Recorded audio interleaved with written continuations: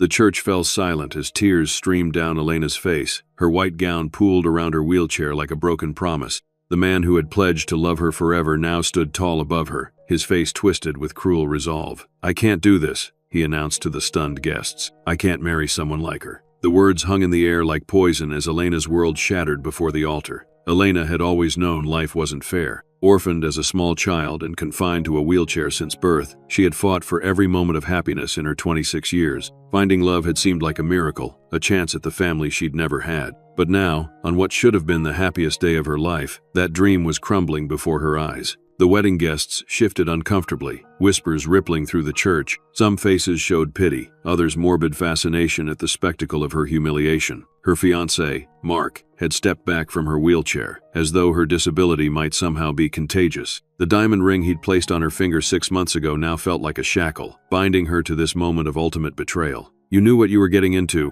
Elena whispered, her voice breaking. "You said it didn't matter." "I was wrong," Mark replied coldly. "I thought I could handle it, but I can't spend my life with someone who needs so much." The church doors slammed open. A collective gasp swept through the crowd as heavy footsteps echoed down the aisle. All heads turned toward the entrance where a tall figure stood silhouetted against the bright daylight outside. Even without seeing his face clearly, an unmistakable aura of danger surrounded him. As he stepped forward into the church's dim light, recognition dawned on many faces, followed by fear. Victor Rossi. The name alone caused people to cross the street in broad daylight. His reputation as the city's most feared mafia boss wasn't just whispered rumor, it was written in blood across the city's underworld. What business could possibly bring such a man to a wedding? Victor moved with predatory grace down the aisle, his expensive black suit immaculate, his face expressionless. Behind him followed two men, one older with a scarred face, another younger with cold eyes, both clearly armed beneath their jackets. The wedding guests shrank back as they passed. Parents pulling children closer, men instinctively stepping in front of their wives. Mark's face had drained of all color. "Mr. Rossi?" he stammered. "I don't understand." Victor didn't acknowledge him. His dark eyes were fixed solely on Elena, whose tears had momentarily stopped from sheer shock. There was something in his gaze that none of the terrified onlookers could decipher, an intensity that went beyond the coldness they expected from a man of his reputation. Without a word, Victor closed the distance to the altar. He towered over Elena in her wheelchair, his broad shoulders blocking the light from the stained glass windows above. For one terrible moment, Elena thought he might be there to hurt her. Perhaps she owed a debt she didn't know about, or someone in her past had crossed this dangerous man. Instead, Victor knelt down to her eye level. Up close, she could see the hardness in his face, the small scar that ran along his jaw, the eyes that had witnessed and caused untold violence. Yet there was something else there, too, something she couldn't name. "Elena," he said, his voice low and rough, as if her name was unfamiliar on his tongue. It was the first word he'd spoken since entering the church. She stared back, trembling slightly. "Do I know you?" A muscle twitched in his jaw. "No," he answered simply. Then, to the astonishment of everyone present, Victor slid one arm beneath her knees and the other behind her back, lifting her from the wheelchair as effortlessly as if she weighed nothing at all. "What are you doing?" Elena gasped, her hands automatically grasping his shoulders for support. "Put me down." Victor turned, Elena secured in his arms, and began walking back down the aisle. The silence was absolute. Not even Mark dared to protest as the notorious crime lord carried away his abandoned bride. "My wheelchair," Elena said desperately, looking back over Victor's shoulder. "I need my—" "Nikolai," Victor said without turning. The older of his two men immediately moved to fold the wheelchair and carry it out behind them. Outside the church, a sleek black limousine waited with tinted windows and a driver standing at attention. The bright sunlight made Elena squint after the dimness of the church. Everything was happening too fast for her to process. The rejection, the humiliation, and now this bizarre kidnapping by a man whose reputation terrified the entire city. "Please,"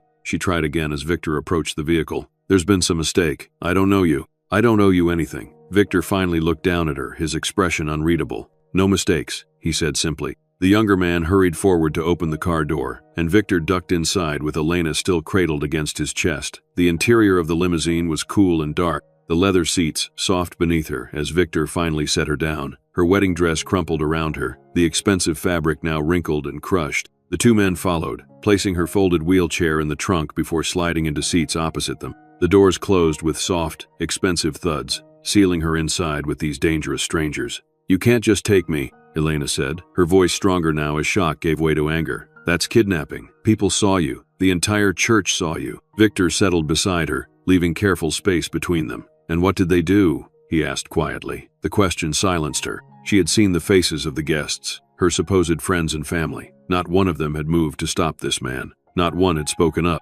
They had watched her humiliation and then her abduction with the same passive expressions. "Where are you taking me?" she asked instead, her hands clutching at her dress. "Home," Victor answered. The limousine pulled away from the curb, leaving behind the church where Elena's dreams had died. She stared out the window, watching the city streets pass by. She should be screaming, fighting, begging for help from passers-by. Instead, a strange numbness had settled over her. Perhaps she was in shock. Or perhaps, in some twisted way, any fate seemed better than returning to the empty apartment she'd shared with Mark, surrounded by wedding gifts that would need to be returned and a life that had just crumbled to dust. As the limousine navigated through the city, an uncomfortable silence filled the vehicle. The older man, Nikolai, watched her with calculated indifference, while the younger one stared out the window, his hand never far from the bulge of what Elena assumed was a gun beneath his jacket. Victor himself seemed content with silence, his large hands resting on his knees, his profile sharp against the passing scenery. "You called me by name," Elena said finally. "How do you know who I am?" Victor turned to look at her, his eyes dark and unreadable. "I make it my business to know many things." That's not an answer. The corner of his mouth twitched, not quite a smile, but something that momentarily softened his harsh features. "You're brave. Good. You'll need that." Fear crawled back up Elena's spine. "Need it for what? What do you want from me?" Victor didn't respond. Instead, he reached into his jacket pocket, causing Elena to flinch involuntarily, and withdrew a handkerchief, offering it to her silently. Only then did she realize tears were still streaming down her face, makeup surely ruined, her carefully styled hair coming loose from its pins. She took the handkerchief reluctantly. "Thank you," she said automatically, years of politeness overriding her fear. The fabric was soft, expensive, with the initials VR embroidered in one corner. She dabbed at her cheeks, the absurdity of worrying about her appearance in this situation not lost on her. The city gradually gave way to suburbs, then to more rural landscapes. They were heading out of town, following a winding road that climbed gently upward into the wooded hills that surrounded the city. Elena's sense of foreboding grew with each passing mile. People disappeared into these woods. Criminal bodies were found here. The headlines she'd read over morning coffee now took on a terrifying personal relevance. "Please," she tried again, her voice smaller.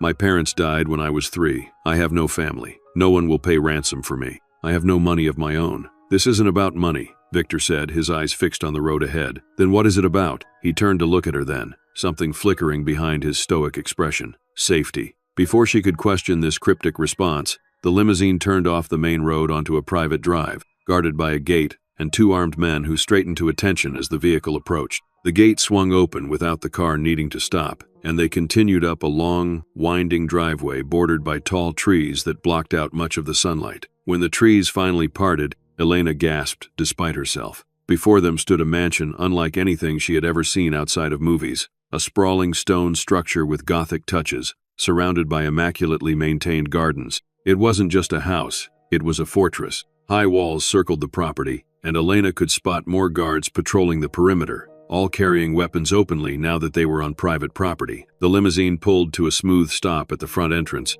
where wide steps led up to massive double doors. Elena's heart sank as she looked at those steps, an immediate, instinctive reaction after years of navigating a world not built for wheels. As if reading her thoughts, Victor spoke quietly. "There's an entrance without steps on the side, but for now." Without waiting for a response, he opened his door and stepped out, then turned back to lift her once more into his arms. This time, there was no audience to witness her humiliation, just the blank-faced security guards who kept their eyes carefully averted as their boss carried a woman in a wedding dress toward the entrance. The younger man who had accompanied them hurried ahead to open the door, while Nikolai followed with her wheelchair. The interior of the mansion matched its imposing exterior, high ceilings, old-world craftsmanship, and an atmosphere of dark luxury. Victor carried her through a grand entrance hall and into what appeared to be a sitting room, where he finally set her down on an antique sofa. Her wedding dress pooled around her, the white fabric stark against the deep burgundy upholstery. "Your wheelchair." Victor nodded toward Nikolai, who unfolded it and positioned it near the sofa. The simple, practical gesture was strangely comforting amid the surreal situation. At least they weren't taking away her mobility. "Mr. Rossi," a stern female voice called from the doorway. A woman in her 60s stood there, her silver hair pulled back in a tight bun, her posture rigid as a soldier's. She wore a simple black dress and a disapproving expression as she took in the scene before her. "Sophia," Victor acknowledged her with a nod. "This is Elena. She will be staying with us. Prepare the East Wing suite." The woman, Sophia, gave Elena an appraising look, taking in the wedding dress, the tear-streaked face, the confusion and fear. Something like sympathy flickered briefly in her eyes before her professional mask returned. "Of course," she replied. "And shall I send up some appropriate clothing?" The lady appears to be unexpectedly dressed. Despite everything, Elena almost laughed at the understatement. Here she was, essentially kidnapped in her wedding gown, and this woman was concerned about appropriate attire. "Yes," Victor said, "and food, and anything else she requires." He turned to Elena. "Sophia is my housekeeper. She will help you settle in. If you need anything, ask her." "Settle in?" Elena repeated incredulously. "I'm not staying here. This is kidnapping. You can't just—" "I can," Victor interrupted, his tone making it clear the matter wasn't open for discussion. "You will remain here under my protection until I determine it's safe for you to leave." "Protection from what?" Elena demanded. "The only danger I've encountered today is you." A flash of something. Anger? Hurt? Crossed Victor's face before his expression hardened again. "You know nothing of danger, Elena, but you will be safe here." He turned to leave, then paused in the doorway. "Sophia will show you to your rooms. This is your home now. Accept it." With that, he was gone, leaving Elena alone with the stern housekeeper and the crushing weight of her new reality. She couldn't stop the fresh tears that spilled down her cheeks. Sophia sighed, her rigid posture softening slightly. "Come, child," she said, her accent becoming more pronounced with the gentler tone. "Let's get you out of that dress and into something comfortable. Then food. Things always look better after food." Elena looked at her wheelchair, then at the unfamiliar room around her. Outside these walls was a world where she'd been abandoned at the altar, humiliated before everyone she knew. Inside was a dangerous man with unknown intentions. Neither option offered comfort. "Why am I here?" she asked Sophia quietly. "What does he want with me?" The older woman's expression remained neutral, but her eyes held something Elena couldn't quite read. "That is not for me to say," she answered. "But I can tell you this. In all my years working for Mr. Rossi, I have never seen him look at anyone the way he looked at you." "And how was that?" Elena asked bitterly. "Like a possession he just acquired?" Sophia shook her head slowly. "No, child. Like a treasure he feared he'd lost forever." Elena's first night in Victor Rossi's mansion was sleepless. Despite the luxurious bedroom Sophia had led her to, a suite larger than the entire apartment she'd shared with Mark, comfort eluded her. The bed was soft, the sheets were silk, but every creak and distant sound startled her awake. Somewhere in this enormous house was a man who had effectively kidnapped her, whose reputation spoke of violence and cruelty, whose very name made people in the city tremble. Morning light filtered through heavy curtains when Sophia entered with a breakfast tray. The older woman had helped Elena out of her wedding dress the previous evening, providing her with silk pajamas that fit surprisingly well. Now she carried fresh clothing along with the food. "Mr. Rossi had these delivered this morning," Sophia explained, laying out a simple but elegant outfit, pants and a blouse that would work well for someone in a wheelchair. "He guessed your size. If anything doesn't fit, we can have it altered today." Elena stared at the clothes in confusion. "He went shopping for me?" Sophia's lips twitched in what might have been amusement. "Mr. Rossi doesn't shop. He makes phone calls. But yes, he arranged for these. There are more in the closet." Elena wheeled herself to the large walk-in closet and was stunned to find it partially filled with clothing, all in her size, all appropriate for her needs. Dresses designed to look elegant while seated, pants without bulky back pockets, several pairs of flat, fashionable shoes. It was the kind of thoughtful, accessible wardrobe she'd always wished she could afford. "How did he know?" she whispered. Sophia, arranging the breakfast tray on a small table, merely shrugged. "Mr. Rossi notices things others don't. Eat your breakfast before it gets cold." The food was delicious. Fresh fruit, pastries still warm from the oven, coffee brewed exactly as she preferred it. Despite her situation, Elena found herself hungry after the emotional trauma of the previous day. As she ate, she gazed out the window at the extensive grounds. The mansion was even larger than it had appeared upon arrival, surrounded by gardens that gave way to dense forest. In the distance, she could see guards patrolling the perimeter. "Is he keeping me prisoner?" she asked Sophia, who was tidying the already immaculate room. The housekeeper paused. "The security isn't to keep you in, child. It's to keep others out." "Others? Who?" Sophia's expression closed off. "Mr. Rossi has enemies. Many enemies. And why should I be concerned about his enemies? Because now they are your enemies too," Sophia answered simply. She moved toward the door. "When you're ready, I'll show you around. This will be easier if you don't think of yourself as a prisoner." "What should I think of myself as then?" Elena asked bitterly. Sophia considered this for a moment. A guest, under protection. Left alone, Elena dressed in the new clothes, which fit perfectly. She brushed her hair, washed her face, and tried to gather her scattered thoughts. She needed to think clearly. Escape seemed impossible, even if she could somehow get past the guards. The mansion was isolated, surrounded by woods. In her wheelchair, she wouldn't get far. A more reasonable approach would be to convince Victor Rossi to let her go. But to do that, she needed to understand why she was here in the first place. What possible interest could a notorious mafia boss have in her? Sophia returned and spent the morning showing Elena around the parts of the mansion she would have access to.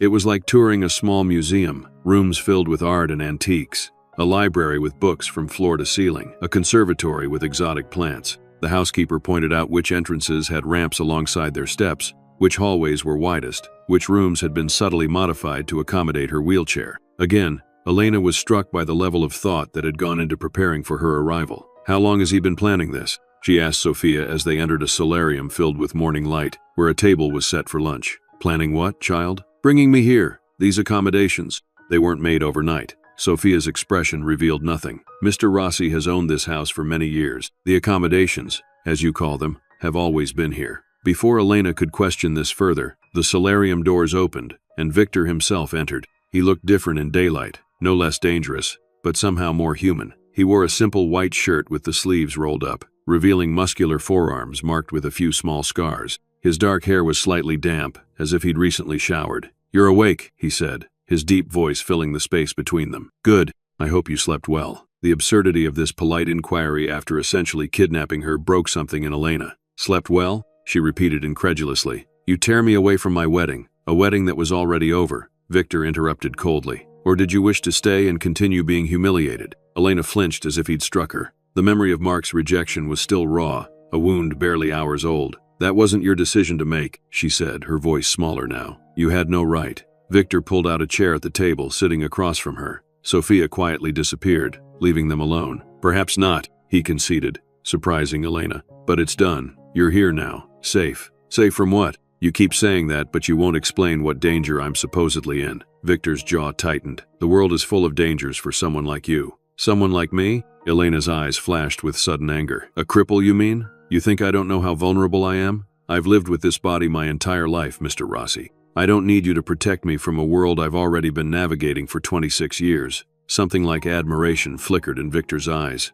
"I didn't mean your disability," he said quietly. "I meant someone innocent, someone good." He looked away, his profile sharp against the bright windows. Goodness doesn't last long in this city without protection. There was a history in those words that Elena couldn't decipher, a weight of experience that made her anger falter. Before she could respond, Sophia returned with lunch, a light meal of soup and sandwiches that under normal circumstances would have been delicious. They ate in uncomfortable silence, Victor occasionally glancing at her as if checking that she was actually eating. The domesticity of the scene was surreal, sharing a meal with a man whose reputation suggested he'd probably killed people with the same hands now carefully holding a soup spoon. "The clothes fit well," he observed finally. "Is there anything else you need?" Elena set down her spoon. "I need to know why I'm here. Real answers, not cryptic comments about safety and protection." Victor studied her for a long moment, his dark eyes unreadable. "You're here because you have nowhere else to go," he said finally. "Your fiancé abandoned you. You have no family. Your friends stood by and watched as you were humiliated." His voice was matter-of-fact, not cruel, but the words stung nonetheless.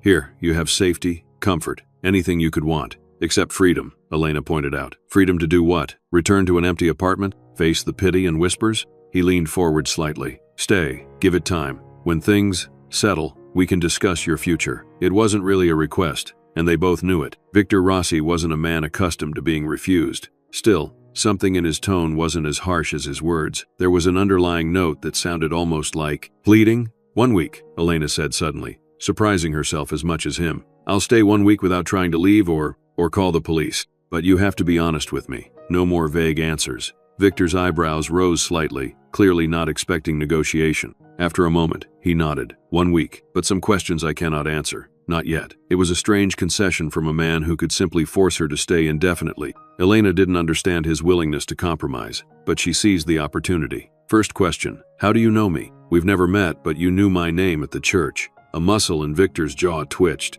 "I make it my business to know many things about this city and its people." "That's not an answer," Elena pressed. "Why me specifically? I'm nobody important." Victor's expression softened almost imperceptibly. "You are important," he said quietly. Before she could question this, he stood abruptly. "I have business to attend to. Sophia will see to anything you need. The house and grounds are yours to explore, except for the West Wing. That area is Private. The Bluebeard-like restriction sent a chill down Elena's spine. What's in the West Wing? My offices. Business matters. His tone made it clear the subject was closed. Dinner is at 7. I would appreciate your company, if you feel up to it. With that, he was gone, leaving Elena with more questions than answers and the strange feeling that beneath his controlled exterior, Victor Rossi was a man at war with himself. The remainder of the day passed slowly as Elena explored the mansion, partly out of curiosity and partly looking for clues to understand her situation. The place was immense, with corridors that seemed to wind back on themselves and rooms whose purposes she couldn't always determine.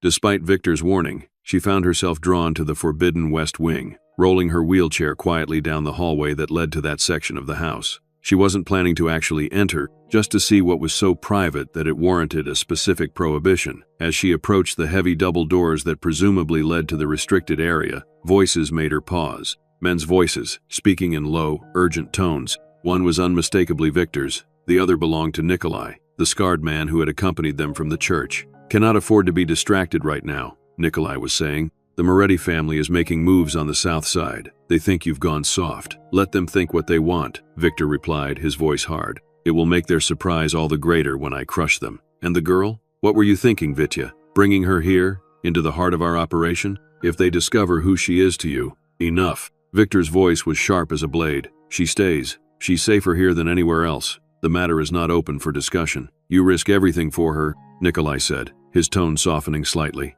At least tell her the truth. She's not ready, Victor answered, something like pain coloring his words. She doesn't remember, and when she does, there was a pause. She'll hate me for what I've become. Elena's heart pounded so loudly she was sure they must hear it through the door. Remember? Remember what? She had never met Victor Rossi before yesterday. She would certainly remember encountering such a man. Yet he spoke as if they shared a history, as if she had forgotten something crucial about him. The sound of footsteps approaching the door startled her into action. She turned her wheelchair as quietly as possible and hurried back down the hallway, turning the corner just as she heard the door open behind her. Her mind raced with questions as she navigated back to safer territory. In her confusion, she took a wrong turn and found herself in a part of the house she hadn't explored with Sophia. The hallway was lined with photographs, not the expensive art that decorated the main rooms, but personal photographs in simple frames. Curious, Elena wheeled closer to examine them. Her breath caught in her throat. There, in a slightly faded photograph, was a group of children standing in front of a grim-looking building. It took her a moment to recognize it. St. Catherine's Orphanage, where she had spent 10 years of her childhood after her parents' death. She knew that building intimately, its cold stone steps that had made her dependent on caretakers to carry her up and down, the dormitories with beds lined up in perfect rows, the small chapel where they were required to pray each morning and evening. With trembling fingers, Elena took the frame from the wall and examined it more closely. The children were arranged in a formal line, their faces solemn as children in such places often were. In the back row stood a skinny boy of perhaps 12, dark-haired and serious-eyed, his hand resting protectively on the shoulder of a much smaller child in front of him, a little girl in a wheelchair. Elena stared at the image of her younger self, maybe 6 years old, her hair in neat braids, her legs already withered from the condition she'd been born with, and the boy behind her. "Victor," she whispered in shock, finally seeing what she should have recognized immediately. Those same intense eyes, that same strong jawline, though softer in youth, the protective stance behind her wheelchair, it was all there. Frantically, she examined the other photographs on the wall. There were more from the orphanage, the children in the dining hall, in the courtyard, in class. In every group photo, the same pattern emerged. Young Victor positioned near young Elena, always within reaching distance, often with that protective hand on her wheelchair or shoulder. Then there were photos that stirred deeper memories. Elena and Victor sitting beneath a tree in the orphanage courtyard, him reading to her from a book, the two of them at what appeared to be a Christmas celebration, Elena beaming at a small wrapped gift in her lap, Victor pushing her wheelchair through the snow, both of them bundled in scarves. The final photograph stopped her cold. Elena, perhaps 10 years old, asleep in her wheelchair, and beside her, the teenage Victor, no longer skinny but beginning to show the strength he would later possess, looking at her with an expression of such tender concern that it made adult Elena's eyes fill with tears. How had she forgotten him? This boy who had clearly been her protector, her friend, perhaps her only ally in that cold, institutional childhood? She searched her memory desperately, trying to recall the dark-eyed boy who had stood behind her in those photographs. Fragments came back to her, a voice reading stories when she was afraid at night, strong arms lifting her when caretakers couldn't be bothered, a fierce presence that kept the other children from teasing her, but the face remained blurry in her memory. as if hidden behind frosted glass. You weren't supposed to find these. Victor's voice came from behind her, causing her to nearly drop the frame she was holding. She turned her wheelchair to face him, the photograph still clutched in her hands. Why did you hide this from me? We knew each other at St. Catherine's. You were. She struggled to find the words. You protected me. Victor's face was uncharacteristically vulnerable as he looked at the photograph she held. Yes, he said simply, but I don't remember you. Not clearly. How is that possible? These pictures. She gestured at the wall of photographs. We spent years together. He moved closer, carefully taking the frame from her hands and returning it to its place on the wall. They gave you medication at the orphanage. For pain, they said, but it affected your memory, made the edges blur, and later, it was better that you forget me. Better? How could it be better to forget someone who obviously cared for me? Elena's voice rose with confusion and hurt. Why didn't you tell me when you saw me at the church? Why this charade of being strangers? Victor's expression hardened, the vulnerability vanishing behind his customary mask. Because we are strangers now. The boy in these photographs no longer exists. What remains is not someone you should remember fondly. That's for me to decide, Elena insisted. You owe me the truth, all of it. For a moment, she thought he might refuse, might retreat behind the cold authority he wore so comfortably. Instead, he sighed, suddenly looking weary. Come, he said. If you want the truth, I'll show you where it began. Victor led Elena through the mansion to a room she hadn't seen before, a small study with walls lined with books and a desk of dark wood. Unlike the grand library she'd toured earlier, this space felt private, personal. He gestured for her to enter, then closed the door behind them. From a drawer in the desk, he removed a worn leather box. His hands that Elena now realized had orchestrated violence, perhaps even death, were surprisingly gentle as he opened it. Inside were items that made Elena's breath catch. A faded ribbon she recognized as once belonging in her hair, a small carved wooden bird, several folded papers covered in childish handwriting, and at the bottom, a simple bracelet made of braided string. You kept these, she whispered, all these years. Victor's expression remained guarded, but his eyes held something like pain as he looked at the collection of humble treasures. They were all I took when I left St. Catherine's. He picked up the bracelet, the colored strings faded with age. You made this for me, for my 14th birthday. You said it would protect me. Elena stared at the bracelet, a memory surfacing like a bubble breaking the water's surface. She had made it secretly, working on it at night when the other children were asleep, determined to give him something special. Because he had always protected her, always made sure she had enough food, always carried her up the stairs when her arms were too tired to manage with the crutches they sometimes made her use, for her own good. Vitya, she said suddenly, the childhood nickname coming to her lips unbidden.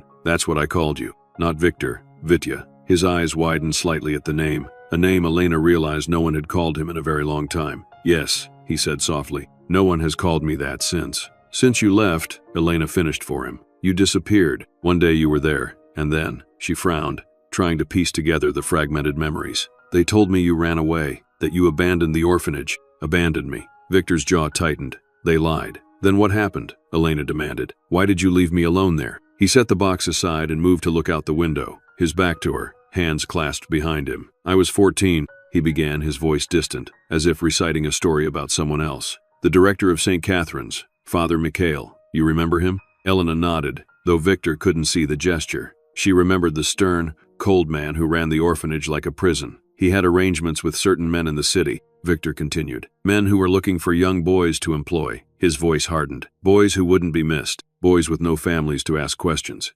Elena's hand flew to her mouth as she understood the implication. He was selling children? Not selling. Placing in apprenticeships was the official term. Victor's voice was bitter. I had caught his attention because I was strong, defiant, the kind who might survive on the streets. He called me to his office that day and told me I would be leaving with a man named Kuzmin, a businessman who needed young men with potential. He turned back to face Elena, his expression a complex mixture of old rage and resignation. I knew what kind of business Kuzmin was in. Everyone in the orphanage whispered about the boys who left with him and came back years later driving expensive cars, wearing gold watches. If they came back at all. The mafia, Elena whispered. He was recruiting for the mafia. Victor nodded. I told Father Mikhail I wouldn't go, that I needed to stay at St. Catherine's. He laughed and said I had no choice. His eyes found Elena's. I told him I couldn't leave because I had to protect you. Tears welled in Elena's eyes at the thought of that 14-year-old boy standing up to authority for her sake. Father Mikhail found that very amusing, Victor continued, his voice hardening. He said if I refused to go with Kuzmin, he would make arrangements for you instead. Not with Kuzmin, of course, but there were other business associates who might find uses for a pretty little crippled girl. Elena felt ill at the casual cruelty, the terrible threat leveled at a child. "So you went," she said quietly, "to protect me." "I went," Victor confirmed. "But first I made Father Mikhail swear that you would be left alone, that no arrangements would ever be made for you. I threatened him, a 14-year-old boy threatening a grown man." A ghost of a smile touched his lips. "But he believed me. He saw something in me even then, something that scared him." "What did you threaten him with?" Elena asked. Victor's eyes darkened. "I told him that if anything happened to you, if you were ever hurt or sent away, I would come back one day and burn St. Catherine's to the ground with him inside it." The cold certainty in his voice sent a shiver down Elena's spine. She had no doubt the boy Victor had meant every word, just as the man before her would be capable of carrying out such a threat now. "So you left to save me," she said softly. "But why didn't you tell me? Why let me believe you'd abandoned me?" Pain flickered across Victor's face. "I was 14, Elena, being taken to work for one of the most dangerous crime families in the city. What should I have told you? That I was going to become a criminal to keep you safe? That I might never see you again?" He shook his head. "It was better that you forget me. Better that you hate me for leaving than know the truth." Elena wheeled her chair closer to him, looking up at the man who had once been her childhood protector. "What happened to you with Kuzmin?" Victor's expression closed off slightly. "I learned the business. I was good at it. Strong, smart, willing to do whatever was necessary to survive." He spoke dispassionately, as if describing someone else's life. "Kuzmin became a father to me in his way, taught me everything he knew, and when he was killed 7 years ago, I took over his territory and built it into something bigger," Elena said, the notorious reputation of Victor Rossi making more sense now. "You became the most feared man in the city. Fear keeps you alive in my world," Victor said simply. Then more softly, "I kept track of you, made sure you were safe, that you had opportunities. When you left St. Catherine's at 18, I arranged for the apartment you thought was a stroke of luck, the scholarship to community college, the job that seemed to fall into your lap." Elena's mind reeled at this revelation. Her entire adult life, the independence she had fought for and been so proud of, had been silently orchestrated by the man standing before her. "You've been watching me all this time?" "Protecting you," Victor corrected. "From a distance, as I promised that day. But you never showed yourself, never spoke to me." There was hurt in her voice now. "Until yesterday. Why now, Victor? Why come for me at the church after all these years of shadows and secrets?" Victor's composure cracked slightly, a flash of the raw emotion he normally kept so carefully concealed. "Because I saw you crying," he said simply. "Because that man, who should have treasured you, humiliated you in front of everyone.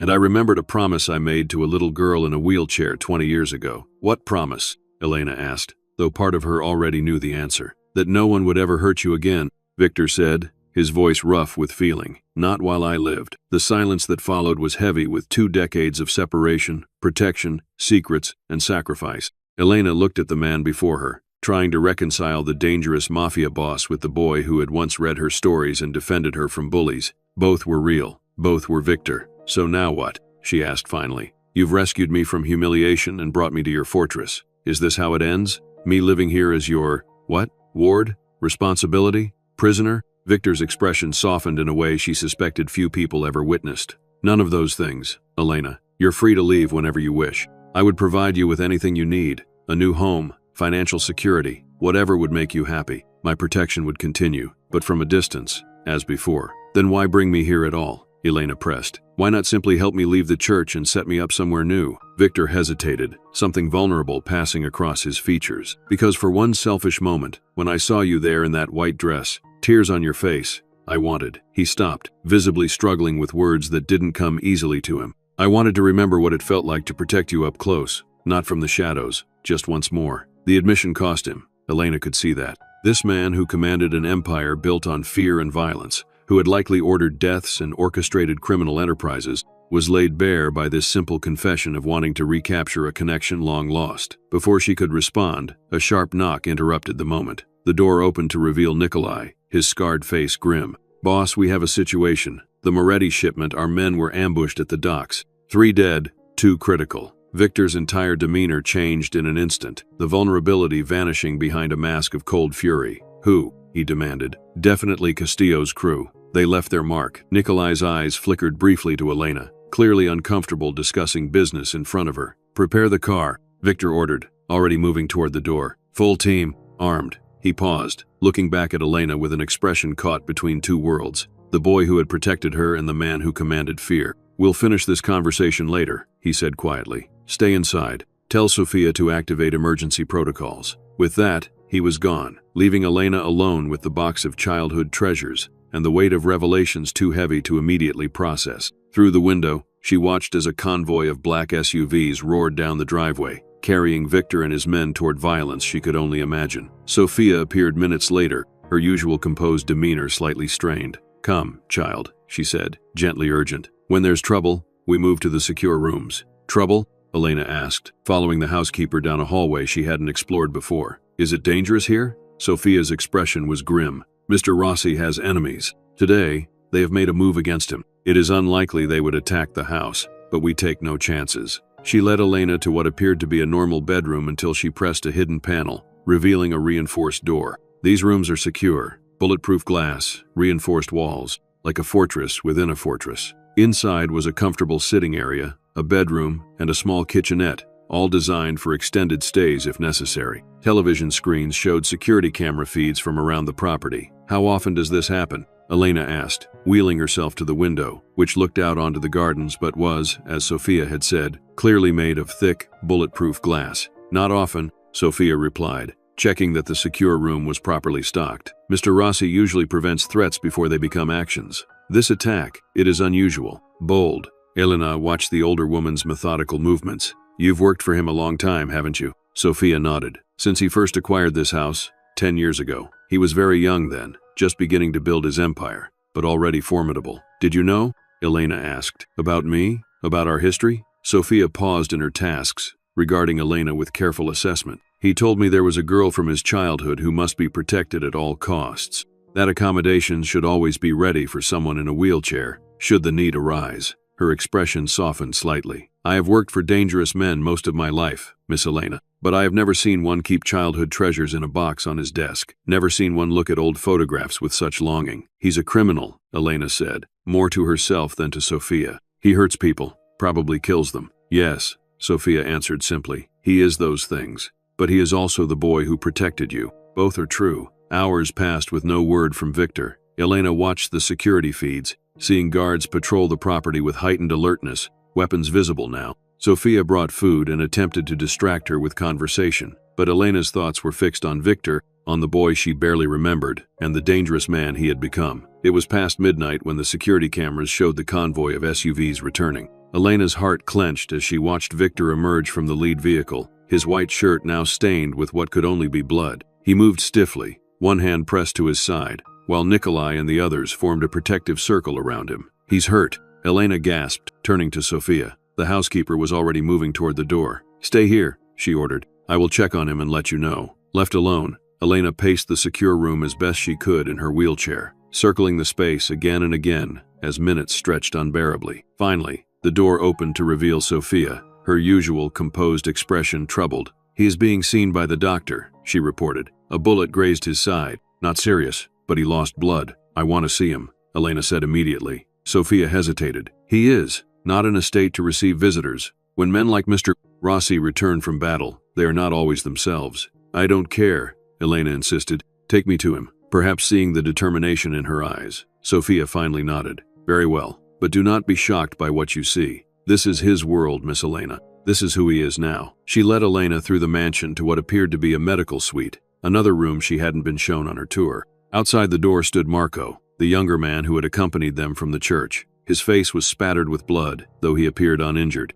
His eyes widened slightly at the sight of Elena. She wants to see him, Sophia explained. Is the doctor finished? Marco nodded. Just left. Boss is in a mood. He won't take the painkillers. Sophia sighed as if this was a familiar battle. Of course not. Stubborn as always. She turned to Elena. I'll wait here. Call if you need me. Elena took a deep breath and pushed open the door. The room beyond was clinically bright, equipped like a small emergency room. Victor sat shirtless on an examination table, his muscular torso marked with old scars and fresh bruises. A white bandage was wrapped around his lower ribs, a small spot of red seeping through. His knuckles were raw and bloody, his face sporting a cut above one eyebrow. He looked up as she entered, surprise briefly replacing the cold fury in his eyes. You shouldn't be here, he said, his voice rough with pain and something darker. Not when I'm like this. Elena wheeled closer, taking in the evidence of violence on his body. This was the reality of his life, the physical cost of the path he had chosen, or that had been chosen for him.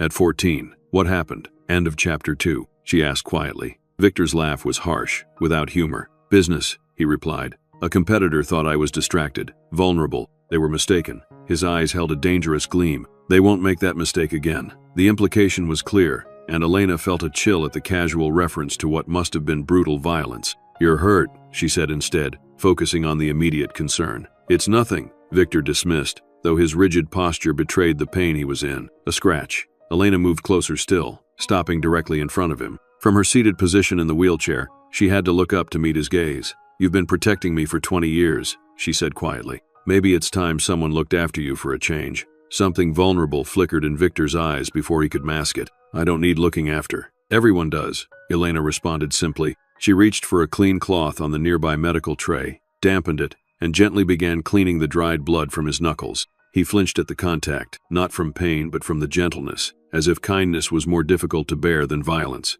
Why are you doing this? He asked, watching her tend to his wounds with a mixture of confusion and guarded emotion. Elena continued her careful ministrations, moving from his hands to the cut above his eyebrow. Because 20 years ago, a boy named Vitya cleaned my scrapes when I fell from my wheelchair, she said softly. Because he read to me when I was scared, and made sure I had enough to eat, and threatened to burn down an orphanage if anyone hurt me. Victor remained still under her touch, his breathing measured. That boy is gone, Elena. No, she contradicted gently. He's right here, wounded and dangerous and changed, but still keeping his promise. She set aside the cloth and looked up at him, really looked at the man he had become. I remember now. Not everything, but enough. I remember feeling safe when you were near. I remember crying for days after you disappeared. Victor's composure fractured slightly, pain that had nothing to do with his physical injuries crossing his features. I never wanted to leave you, he admitted, his voice barely audible. You were the only pure thing in my life. And now? Elena asked. What am I to you now, Victor? His dark eyes met hers,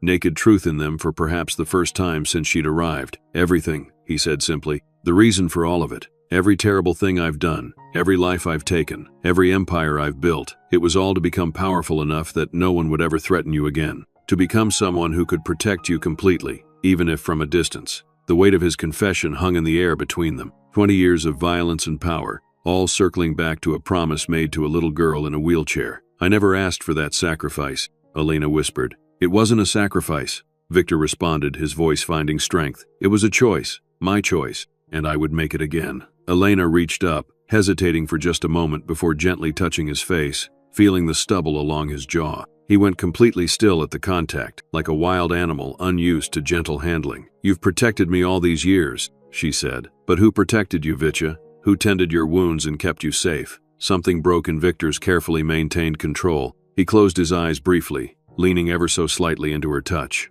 No one, he answered. That's not how my world works. Maybe your world needs to change, Elena suggested softly. Victor opened his eyes, a hint of his earlier hardness returning. My world is what keeps you safe. What happened today, this is the reality of the protection I provide. Men died. I killed them. That doesn't change because you remember a boy who read you stories. I know that, Elena said, withdrawing her hand. I'm not naive enough to think you'll suddenly abandon the life you've built, but maybe you don't have to keep me at such a distance anymore. She held his gaze steadily. Maybe we both need to remember what it feels like to have someone care whether we live or die. Victor studied her face, searching for something, judgment perhaps, or fear. Finding neither, he seemed to reach a decision. Stay, he said simply, not as a prisoner or a ward, not out of obligation or debt, just stay, for a while, until we both figure out what this is now. It wasn't a declaration of love or even friendship. It was an offer of time to rediscover a connection buried under years of separation and transformation, time to reconcile the boy from the photographs with the dangerous man before her,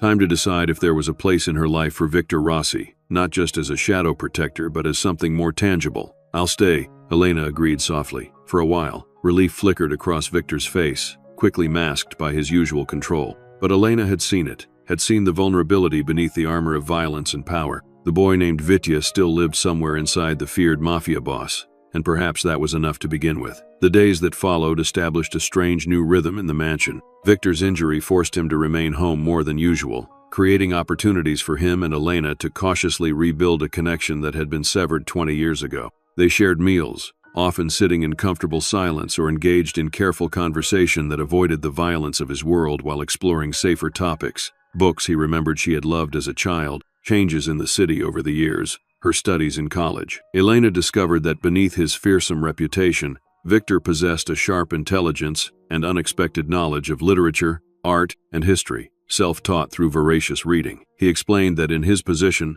appearing cultured and educated was as important as appearing dangerous. But Elena sensed it was more than just appearance. He genuinely sought knowledge, perhaps as a way to rise above his violent circumstances. For his part, Victor seemed to draw a careful line between his business and his time with Elena. He still disappeared for hours to his office in the West Wing, emerging sometimes with that cold hardness in his eyes that spoke of difficult decisions and brutal orders. But when he was with her, he made visible efforts to leave that world at the door. A week passed, then two. The terms of their original agreement had expired, but neither mentioned it. Elena no longer felt like a prisoner, or even a guest. She had begun to feel, strangely, at home. One evening, they sat in the library, Victor reading aloud from a collection of Russian folk tales, stories he had once recited to her from memory in the orphanage dormitory when nightmares kept her awake. His deep voice gave the ancient tales a resonance that transported Elena back to those childhood moments when his words had been her only comfort. "I used to think you made those stories up," she said when he paused between tales. "They seemed too perfect, too magical to be real." Victor's lips curved in a small, rare smile. "I may have embellished them a bit, changed endings that were too grim. A child who had already seen too much sadness deserved happier stories." Elena studied him in the warm lamplight. The cut above his eyebrow had healed, but the dangerous aura never fully disappeared. It clung to him like a second skin, visible in the alert way he sat, the careful positioning that kept him between her and the door, the occasional glances toward the windows. Always protecting, always vigilant. "Did you have anyone to tell you stories?" she asked, softly. "After you left St. Catherine's?" Something darkened in Victor's expression. Kuzmin didn't believe in stories. He believed in lessons. Hard ones. He closed the book, setting it aside. "But I remembered the tales. Sometimes in the worst moments, I would recite them to myself. Remember the little girl who believed in magic and happy endings." A shadow of pain crossed his features. "It kept me human. When everything around me pushed for something else." Elena moved her wheelchair closer to where he sat. Over the past weeks, she had become adept at navigating the mansion, which she now realized had been designed with her mobility in mind from the beginning, a testament to Victor's long-held hope that she might someday be here. "You said once that I wouldn't want to know what you became," she said carefully. "But I think I do know, Victor. I've seen enough now. And yes, there's darkness there, violence and power that frightens me sometimes. But there's also the boy who protected me, who sacrificed his own innocence for mine, who kept childhood treasures in a box for 20 years. Victor's expression remained guarded, but his eyes held vulnerability he rarely allowed anyone to see. "The things I've done, Elena, they can't be undone, can't be forgiven." "I'm not offering forgiveness," Elena replied gently. "Forgiveness implies judgment, and I haven't lived your life. I can't judge the choices you made after they took you from St. Catherine's." She reached for his hand, covering it with her own. "I'm offering understanding, acceptance, of all of it, the boy and the man, the protector and the predator." Victor looked down at their joined hands, his larger one remaining perfectly still beneath her touch, as if he feared any movement might cause her to withdraw.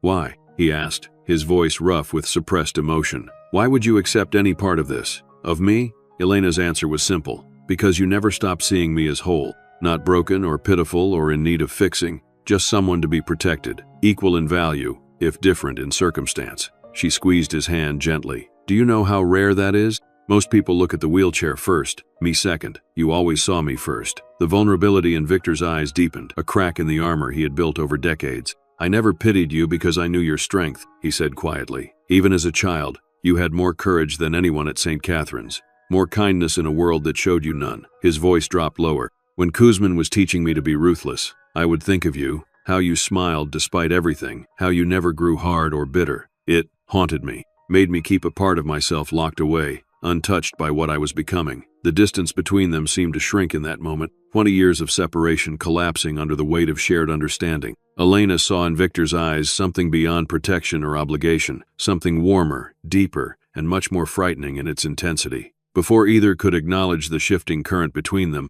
the library door burst open. Nikolai stood there, his scarred face tense with urgency. "Boss," he said sharply, "we have confirmation. Castillo is moving against the Eastern Territory tonight. Our men are in position, but they need direction." The transformation was immediate and complete. The vulnerability in Victor's eyes vanished, replaced by cold calculation as he rose to his feet. "Prepare the secure room for Elena," he ordered. "Double the house guards. No one enters or leaves the property without direct authorization from me." "Already done," Nikolai confirmed. "The car is waiting." Victor turned to Elena, his expression now that of the mafia boss rather than the man who had been reading folktales moments before. "I have to go," he said, his voice clipped. "Stay with Sophia. The secure room—" "I know the protocol," Elena interrupted gently. "I'll be safe. Be careful, Vitya." The childhood name seemed to pause him for a heartbeat, a flicker of the unguarded man briefly visible before the armor closed completely. He nodded once, then strode from the room, already issuing rapid orders to Nikolai as they moved toward the west wing. Hours later, Elena sat in the secure room with Sophia, watching the security feeds as they had 2 weeks earlier. The older woman knitted calmly, seemingly accustomed to these tense nights, while Elena could barely contain her anxiety. Somewhere in the city, Victor was engaged in what was certainly violent, possibly lethal confrontation. "Does it get easier?" she asked Sophia. "Waiting like this? Not knowing?" The housekeeper's knitting needles continued their steady rhythm. "No," she answered honestly. "But you learn to have faith. Mr. Rossi is careful, strategic. He does not take unnecessary risks." "But tonight is different," Elena pressed. I could see it in Nikolai's face, in Victor's reaction. Sophia's hands finally stilled. "Yes," she admitted. "Castillo is a particular enemy, more personal than business. There is history." "What kind of history?" The older woman hesitated, clearly weighing how much to reveal. "Castillo was once Mr. Rossi's mentor after Kuzman was killed. He taught him, trusted him, then betrayed him in a power play that nearly cost Mr. Rossi his life." Sophia's expression darkened with the memory. "It was the closest I've ever seen him to death. 3 bullets. He spent weeks recovering in this very house, planning his revenge." "And did he get it? His revenge?" Elena asked quietly. "Not completely," Sophia replied. "He took back his territory, expanded it, but Castillo escaped, went underground. He's been a shadow in Mr. Rossi's world ever since, appearing, causing damage, disappearing again." She resumed her knitting. "Tonight, perhaps, will end it one way or another." The weight of this history hung heavily in the secure room as midnight passed. Then 1 a.m., with no word from Victor. Elena tried to distract herself with books, with television, but her thoughts remained fixed on the man who had re-entered her life so dramatically. It was nearly 3 in the morning when the security feed showed movement at the gates, a single black SUV approaching rapidly. The guards verified its occupants, then waved it through. Elena watched tensely as it sped up the driveway to the mansion's entrance. "He's back," she said, relief flooding her voice. Sophia set aside her knitting and moved to the security screen. Her expression changed as she watched Victor emerge from the vehicle, alone, moving with visible urgency. "Something is wrong," she said sharply. "He would not return without Nikolai unless—" The secure room phone rang, cutting her off. Sophia answered it immediately, her face paling as she listened. "Yes," she said, "right away." She hung up and turned to Elena, her usual composure shaken. "We must go. Mr. Rossi needs us in his office immediately." "What's happened?" Elena asked, already wheeling toward the door. "Castillo," Sophia replied grimly. "He knows about you." Victor's office in the West Wing was a space Elena had never entered before. A large room dominated by a massive desk, walls lined with monitors showing various locations throughout the city. Maps were spread across a table, marked with notations she couldn't decipher. The air smelled faintly of gunpowder and Victor's expensive cologne. He stood at the window, still wearing the same clothes he'd left in hours earlier, though now they showed signs of a physical confrontation. When he turned at their entrance, Elena was struck by the raw fury in his expression. Not cold calculation now, but white-hot rage barely contained. "Sit," he ordered, gesturing to a space near his desk where Elena could position her wheelchair. "Sophia, seal the house. Full lockdown. No one enters or leaves, including staff. Arm the perimeter defenses." The housekeeper nodded and moved to a panel on the wall, inputting a code that presumably activated whatever security measures Victor had installed. Elena heard distant sounds of metal shutters descending over windows, electronic locks engaging. "What's happening?" she asked, watching Victor pace the room like a caged predator. "Sophia said Castillo knows about me." "Knows what?" Victor stopped pacing, his hands clenching into fists. "Everything," he bit out. "Who you are to me, your connection to St. Catherine's, the fact that you're here." His eyes met hers, blazing with fury and something that looked almost like fear. "We had Castillo cornered tonight, nearly finished it." Then he smiled and asked how my little crippled orphan was enjoying my hospitality. Elena flinched at the cruel description, but focused on the implications. "He was baiting you." "Yes," Victor acknowledged grimly, "and it worked." I hesitated just for a second. It was enough for him to escape. He slammed a fist down on his desk. "Stupid, amateur, emotional. So he knows about me." Elena said, trying to remain calm. Why the extreme response? The lockdown? Victor's expression darkened further. Because Castillo doesn't just fight his enemies. He destroys everything they care about first, everyone they love. His voice caught almost imperceptibly on the last word. He's coming for you, Elena, to hurt me through you. The reality of her situation crashed down with sudden clarity. This wasn't an abstract danger. It was specific, targeted, and deadly. For the first time since arriving at the mansion, Elena felt genuine fear. What do we do? She asked, her voice steadier than she expected. Victor seemed surprised by her question, perhaps expecting panic or accusations instead. We prepare, he answered. The mansion is the most secure location possible. Guards, electronic security, reinforced structure. But we can't stay on lockdown forever. He moved to the wall of monitors, checking various camera feeds. Nikolai and most of our men are still in the city, containing the situation there. They'll return by morning to strengthen our position here. And then what? Elena pressed.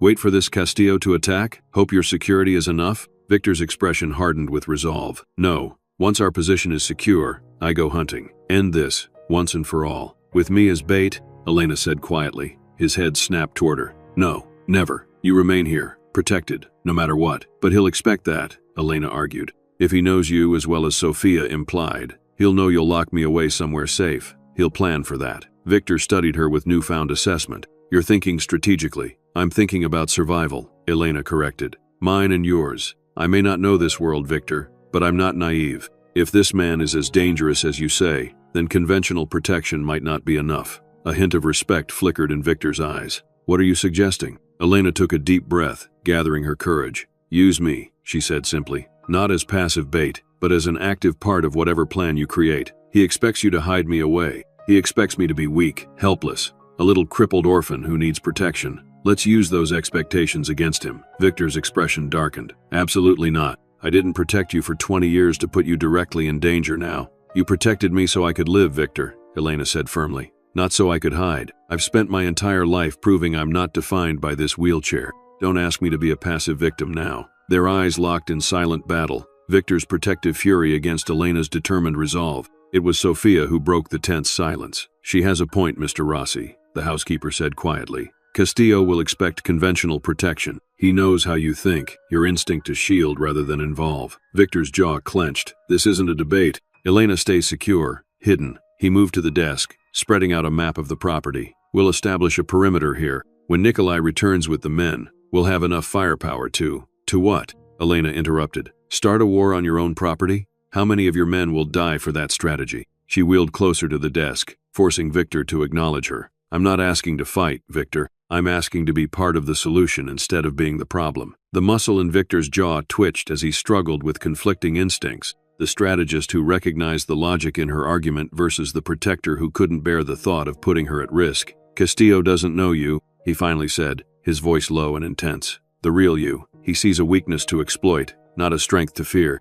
That's his mistake. Elena felt a surge of hope at this partial concession. Then let's use his mistake. Together. Victor studied her face for a long moment, seeing determination where he'd expected fear. Finally, he nodded once. A sharp, reluctant gesture. We plan together, he agreed. But your safety remains non-negotiable. If at any point the risk becomes too great, you'll do what you think is necessary to protect me. Elena finished for him, a small smile touching her lips. As you always have. The tension in the room shifted, the dynamic between them recalibrating. For perhaps the first time, Victor was seeing her not just as someone to be protected, but as a partner in that protection. Still unequal in physical strength, but equal in determination and courage. Dawn broke over the mansion as they finalized their plan, Victor reluctantly incorporating Elena's suggestions while Sophia brought coffee and made her own strategic contributions. By the time Nikolai returned with the rest of Victor's men, they had developed a strategy that used Castillo's assumptions against him, a strategy that gave Elena a crucial role while maintaining the protection Victor insisted upon. For 3 days, the mansion remained on high alert. Elena stayed within its walls but refused to be confined to the secure room, instead moving about the main floor under guard, visible through windows, presenting herself as the vulnerable target Castillo would expect. Victor barely slept, dividing his time between security operations and Elena's side, his protective instincts visibly at war with the strategic necessity of their plan. On the third night, as Elena sat reading in the library, positioned as planned near the windows where she would be visible from certain angles outside the property, Victor joined her. He moved differently when preparing for conflict, she had noticed, a contained energy that made him seem larger, more dangerous, even in stillness. Nikolai spotted Castillo's advance team at the perimeter, he said without preamble. They're testing our defenses, looking for weaknesses. It begins tonight. Elena closed her book, her heart racing despite her determination to remain calm. Then we're ready, she said, projecting more confidence than she felt. Victor studied her face, his own expression unusually open. You can still change your mind, he said quietly. We can move you to the panic room, fly you out of the country. You don't have to be part of this.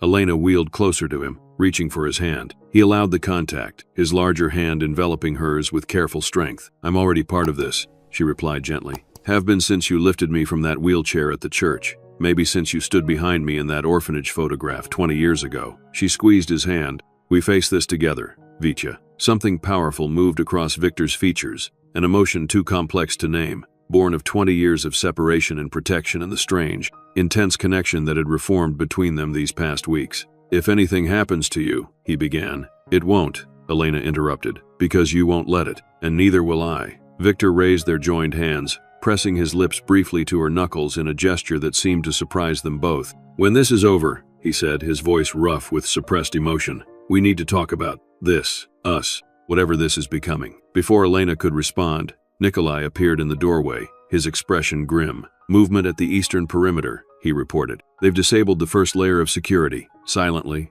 professionally. Victor released Elena's hand, his demeanor shifting instantly to that of a commander. Begin phase 1, he ordered. Elena, remain here as planned. 2 guards outside the door, communication open at all times. He turned to her, his face now the mask of the mafia boss. Remember, I remember, she assured him. I know what to do. With a final nod, Victor left with Nikolai, moving toward what would certainly be violence. Elena positioned her wheelchair exactly as planned, visible from the windows, appearing vulnerable and alone despite the guards outside the door and the communication device hidden in her pocket. Hours passed in tense silence. The mansion seemed preternaturally quiet, occasionally broken by the soft crackle of the communication device, as Victor or Nikolai relayed terse updates. The perimeter had been breached at 2 points. Men were in position, waiting. Then, suddenly, chaos erupted. The sound of gunfire echoed from the east side of the property. Through the communication device, Elena heard shouts, orders, the sounds of conflict. This was no longer theoretical. Men were fighting, perhaps dying, because of her presence here. A massive explosion shook the mansion, causing books to tumble from shelves around her.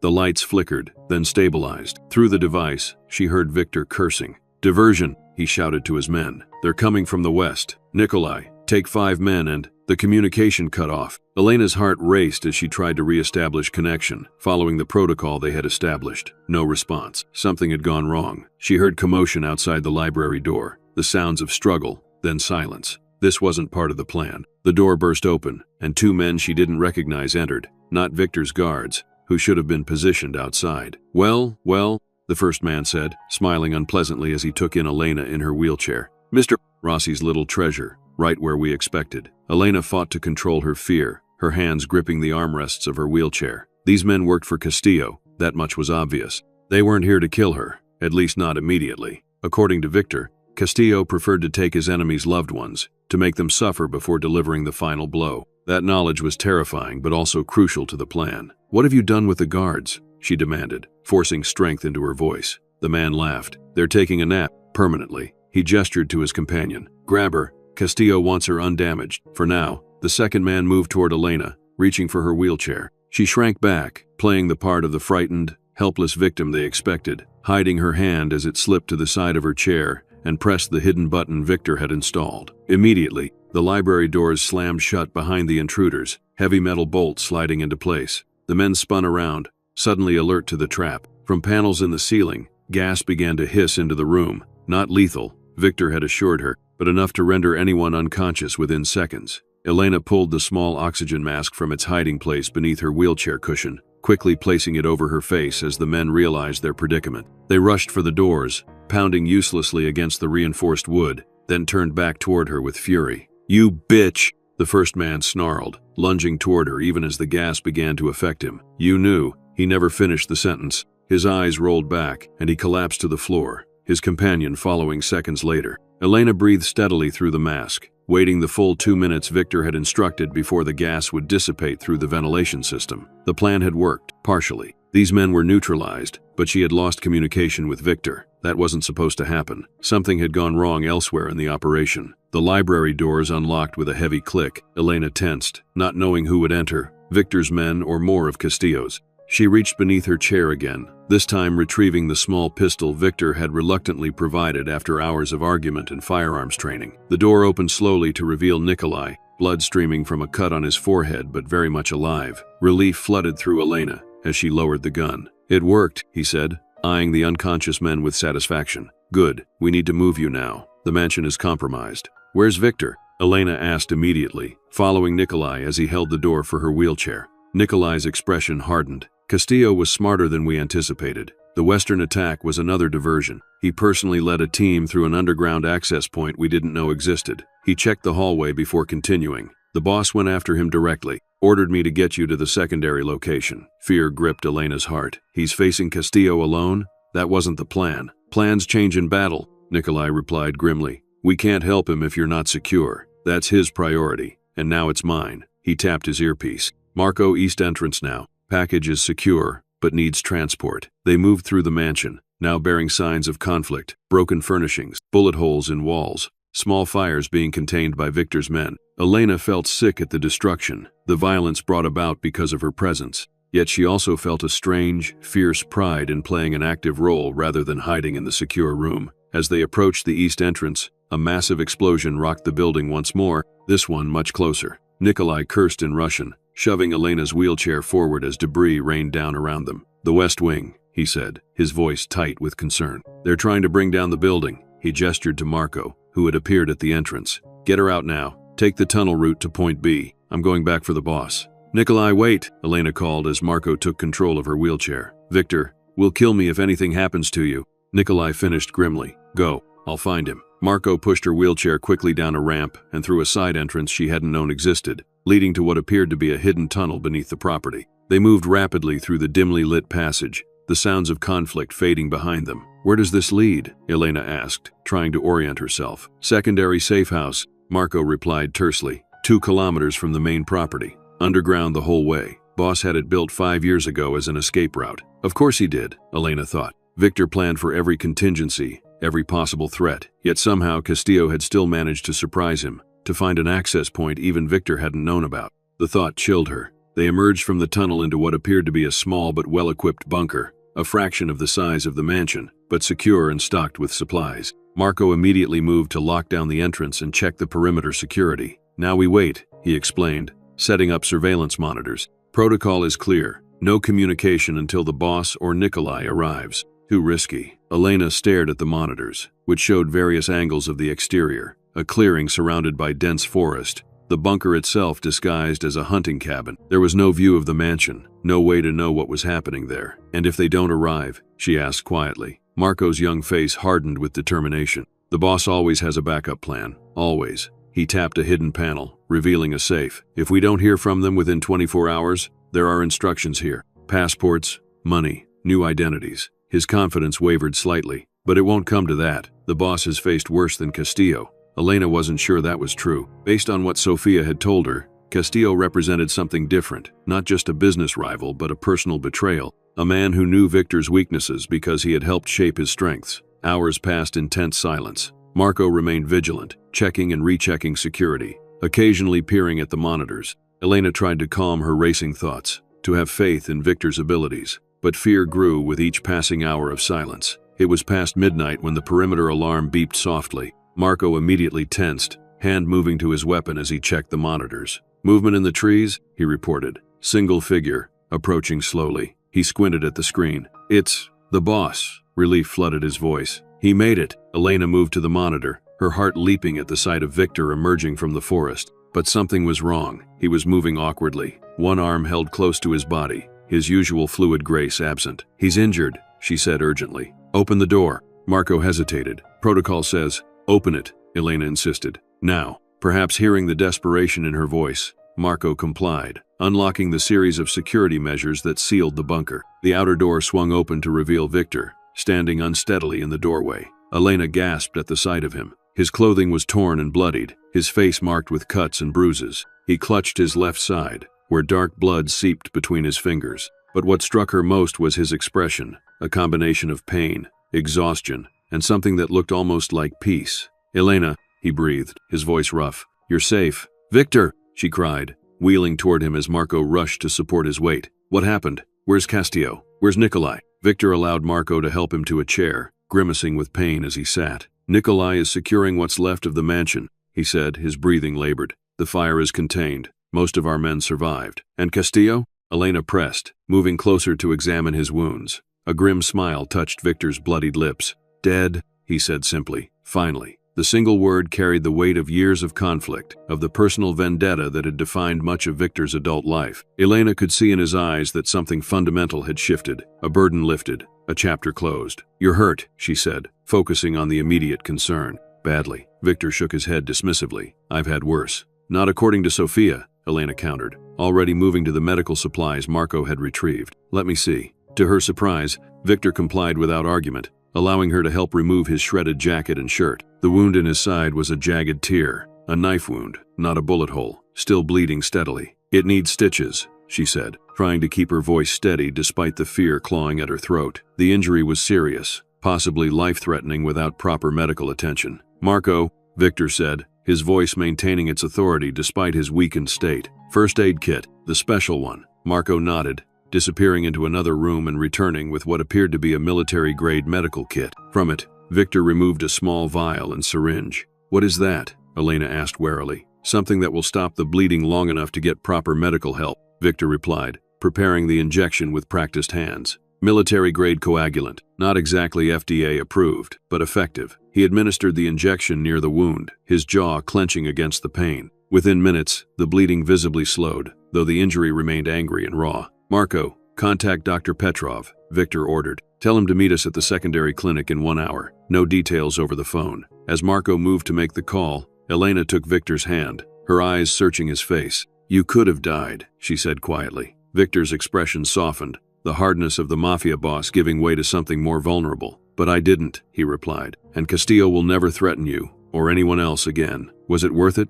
she asked. "The risk? The cost?" Victor's eyes held hers steadily. "To keep you safe? Yes, always." He hesitated, then added more softly, "But there's something else, something I realized tonight, facing Castillo." "What?" Elena prompted when he fell silent. "That I've spent 20 years building an empire of fear to protect someone I care about, without ever telling her that I care." His voice was rough with emotion rarely expressed. "That's the true cost, Elena. Not the blood or the pain, but the distance I maintained, the connection I denied us both." The words hung between them, a confession more significant than any declaration of love, because in Victor's world, caring was more dangerous than loving. Caring made you vulnerable. Caring gave your enemies leverage. And yet here he was, admitting it openly, the final wall between them crumbling like the mansion walls under Castillo's explosives. Elena tightened her grip on his hand, her own eyes filling with tears. "I care about you too, Vitya," she said softly. "The boy who protected me, and the man who still does. All of you, the parts that frighten me,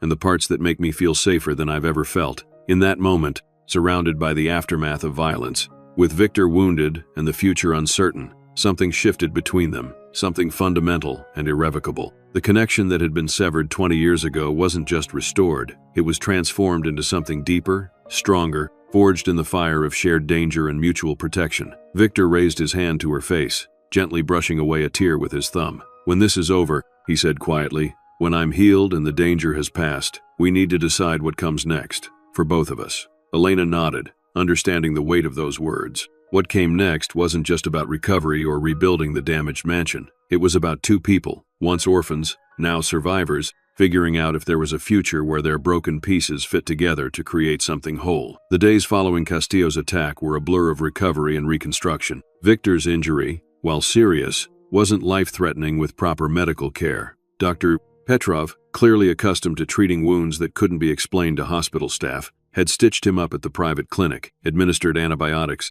and ordered rest that Victor predictably ignored. The mansion had suffered significant damage, particularly to the west wing where Castillo's explosives had collapsed part of the structure. Crews worked around the clock to rebuild, while security was enhanced to address the vulnerabilities Castillo had exploited. Through it all, Elena remained by Victor's side, not as a captive or guest, but as something neither of them had fully defined yet. She helped change his bandages, insisted he take medication for pain despite his stubborn resistance, and gradually took on an unexpected role in the household. Sophia, surprisingly, deferred to her on matters regarding Victor's care and comfort. Even Nikolai, typically stern and formal, began to consult her on decisions affecting the household during Victor's recovery. 2 weeks after the attack, Elena found Victor in his temporary office, set up in the East Wing while the West was being rebuilt. Despite doctor's orders, he was working, reviewing documents, taking calls, maintaining his control over his empire even while physically compromised. "You should be resting," she said from the doorway, unsurprised when he didn't look up from his papers.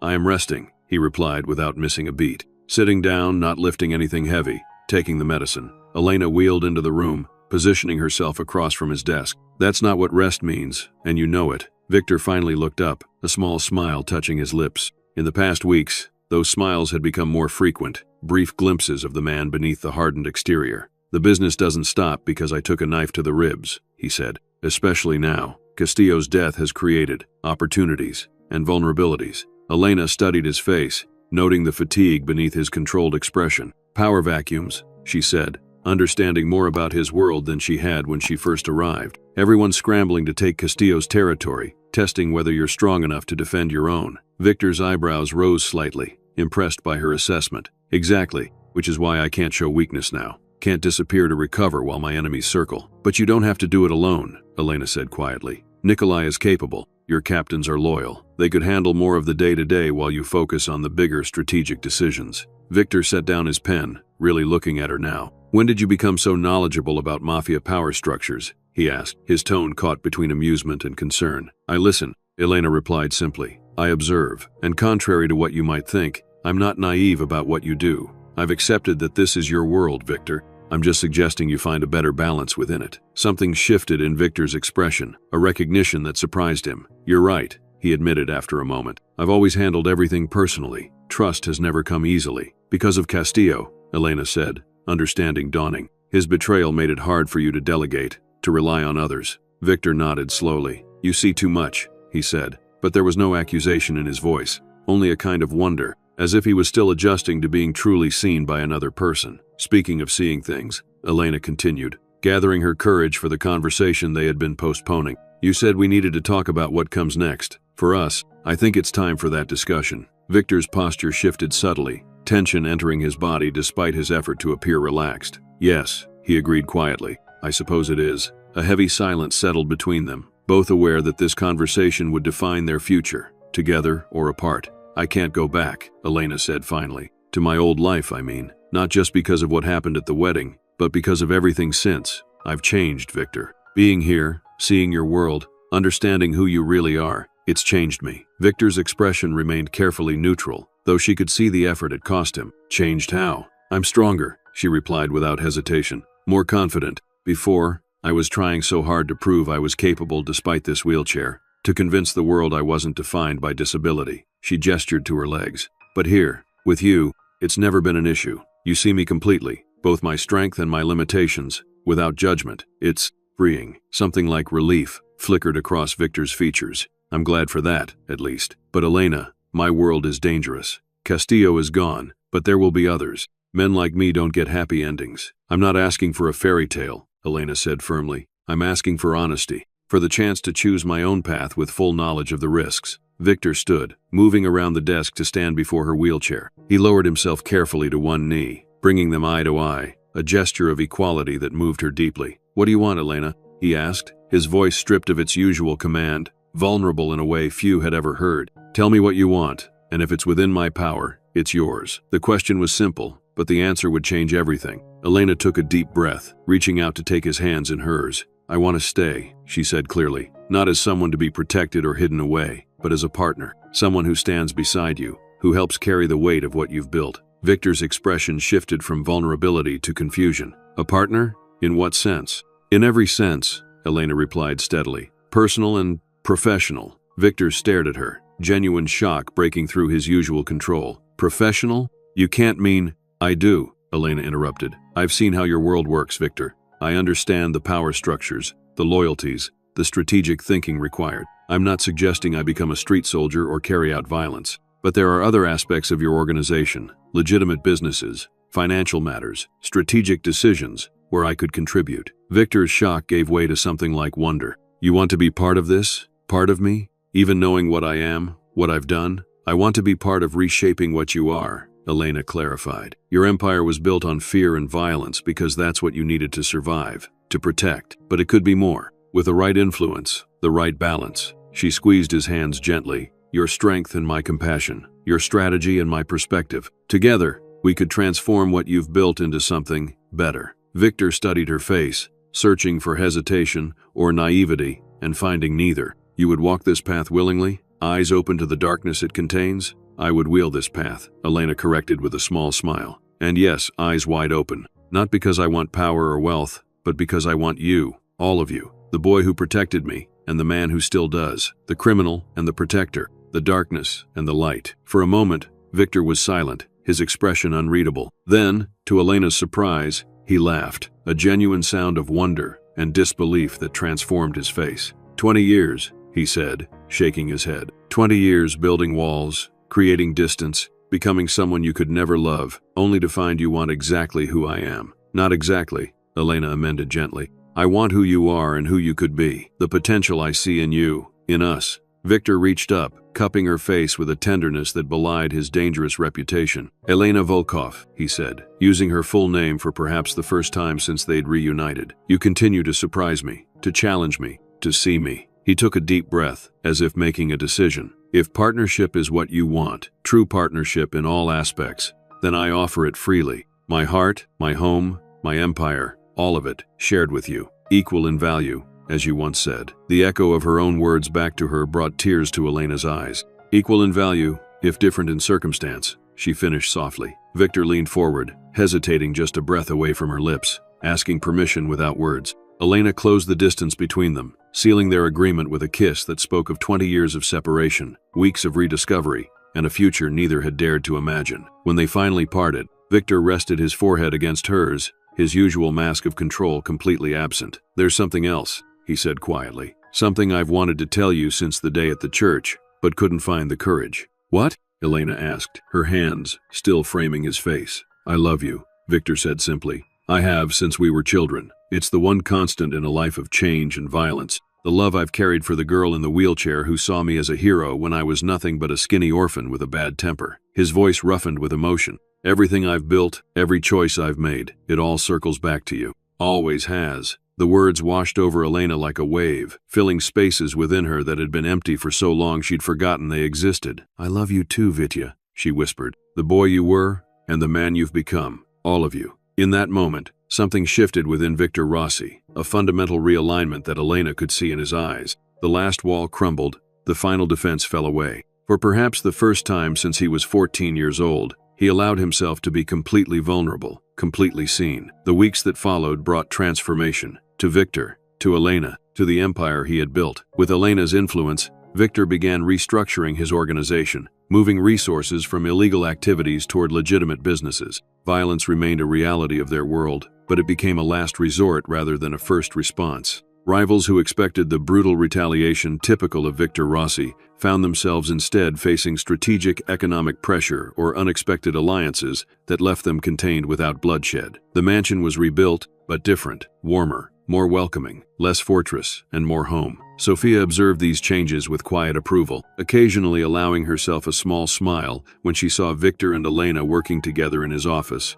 or sharing quiet moments in the library. 3 months after Castillo's attack, Victor surprised Elena with a proposal, though not the traditional kind most women might expect. Standing in his fully restored office, he presented her not with a ring but with documents. What are these? Elena asked, accepting the folder he handed her. Partnership papers, Victor replied, a hint of nervousness unusual for a man of his confidence. Legal documents making you co-owner of all my holdings, the legitimate ones, at least. Equal authority in all business matters. Equal stake in everything I've built. Elena flipped through the papers, understanding, dawning. This is more than just symbolic, she said, looking up at him. This puts real power in my hands. That's the point, Victor confirmed. Equal partners as we agreed, in every sense. He hesitated, then added more softly. There's something else in there too, if you're interested. Elena turned to the last page, finding not a business document but a marriage license, blank, waiting for signatures. Her breath caught as she looked up at Victor, who now held a small velvet box. I thought perhaps we could make our partnership official in every way, he said, opening the box to reveal a stunning ring, not a traditional diamond but a deep blue sapphire surrounded by smaller stones. Not because we need a ceremony or paperwork to validate what we have, but because I want the world to know that you're not just protected by Victor Rossi, you're his equal, his partner, his heart. Tears filled Elena's eyes as she took in the ring and all it represented, not ownership or possession, but recognition of the unique bond they shared. Yes, she said simply, to all of it. Partners in business, in life, in everything. Victor slipped the ring onto her finger, then knelt before her wheelchair to seal the agreement with a kiss that promised far more than legal documents ever could. Their wedding, held a month later, bore little resemblance to the disastrous ceremony that had brought them back together. Instead of a traditional church setting, they chose the mansion's gardens, transformed into an enchanted space beneath the stars. Instead of conventional wedding attire, Elena wore a dress specially designed for her, elegant, dramatic, celebrating rather than concealing her wheelchair. The guests weren't society friends or distant relatives,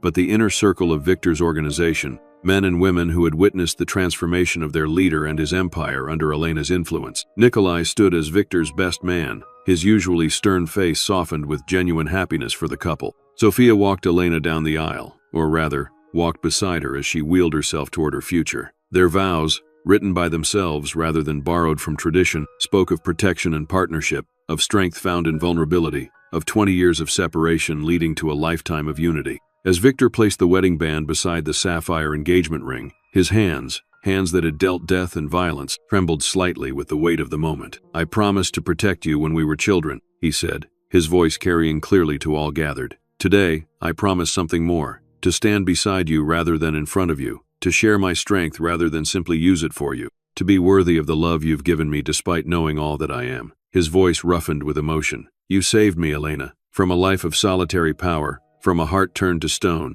You brought light back to a world I had resigned to darkness." Elena's own vows acknowledged the unusual path that had brought them together. "I spent my life proving I wasn't defined by this wheelchair," she said, one hand touching the sleek chrome of the chair that had carried her through life. "But you never needed proof. You saw me completely from the beginning. Today, I promise to see you with that same clarity, all of you, the darkness and the light, to stand beside you in whatever challenges come, to be your conscience when needed, your comfort always, and your equal in all things." She smiled through tears of joy. "We were orphans who found family in each other. Now, we build that family into something stronger, something lasting." As they sealed their vows with a kiss, the gathered witnesses rose in applause, not just for a wedding, but for the birth of a new era in Victor Rossi's empire. An era where strength was tempered by compassion, where power served protection, where a feared mafia boss and a woman in a wheelchair created something neither could have built alone. Later that evening, as celebration continued around them, Victor and Elena found a quiet moment alone in the garden.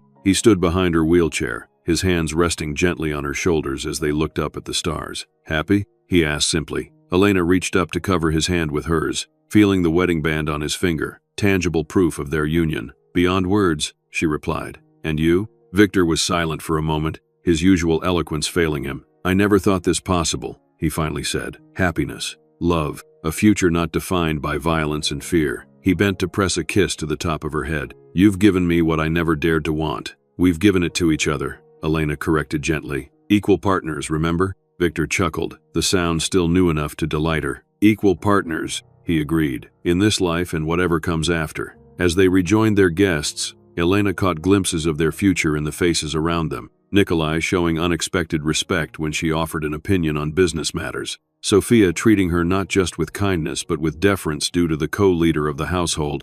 Victor's captains looking to her for approval alongside their boss. The transition had already begun, from feared mafia boss to power couple, from an empire built on one man's strength to a dynasty shaped by complementary forces. It wasn't a fairy tale ending. Their world still contained dangers. Their business still walked the line between legitimate and criminal. Their love would face challenges unique to their unusual circumstances. But it was their ending, shaped by their choices rather than the expectations of others. For Elena, who had once been defined by what she couldn't do, and Victor, who had been shaped by what he had to do, this new beginning represented the ultimate freedom, the freedom to define themselves, together, on their own terms. Their story, beginning in an orphanage, interrupted by 20 years of separation, rekindled at a failed wedding, had come full circle. The boy who had protected a little girl in a wheelchair had become a man who recognized her strength. The girl who had once depended on that protection had become a woman who offered partnership instead.